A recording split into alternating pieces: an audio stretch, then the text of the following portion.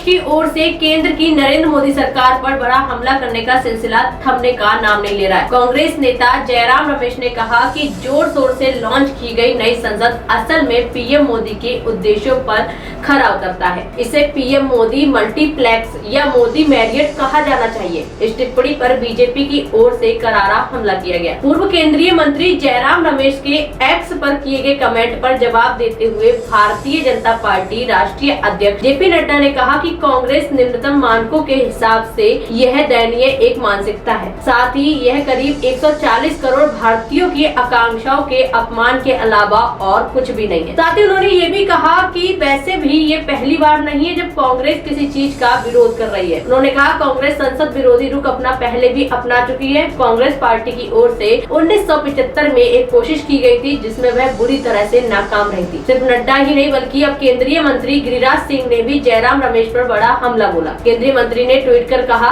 मैं मांग करता हूं कि पूरे देश में राजवंशीय अड्डों के मूल्यांकन और युक्ति संगत बनाए जाने की जरूरत है। शुरुआत के लिए एक सफदरगंज रोड कॉम्प्लेक्स को तुरंत भारत सरकार को लौटा दिया जाना चाहिए। सभी प्रधानमंत्रियों के लिए स्पेस अब पीएम संग्रहालय में कर दिया गया है। सफदरगंज रोड इंदिरा गांधी का सरकारी आवास था जिसे उनकी हत्या के बाद इसे संग्रहालय में बदल दिया गया। बीजेपी नेताओं की ओर से यह तीखा हमला तब किया गया जब कांग्रेस के जयराम रमेश ने ट्वीट कर कहा, नए संसद भवन को भारी भरकम प्रचार के साथ लॉन्च किया गया जो प्रधानमंत्री के ऑब्जेक्टिव को अच्छी तरह से साकार करता है। इस इमारत को मोदी मल्टीप्लेक्स या मोदी मैरियट कहा जाना चाहिए। उन्होंने आगे कहा, नई संसद भवन में कार्रवाई के 4 दिनों बाद मैंने पाया कि दोनों सदनों के अंदर और लॉबी में बातचीत तथा चर्चा खत्म हो गई थी। यह वास्तुकला लोकतंत्र को मार सकती है तो संविधान को फिर से लिखे बिना प्रधानमंत्री इस मकसद में पहले ही सफल हो चुके हैं। उन्होंने नई संसद और पुरानी संसद की तुलना करते हुए कहा कि पुरानी इमारत की खासियत अलग थी। वहाँ दोनों सदनों, सेंट्रल और गलियारों के बीच चलना आसान था, जबकि नई संसद में इसकी कमी दिख रही है। यही नहीं, पुरानी बिल्डिंग में यदि आप खो जाते थे तो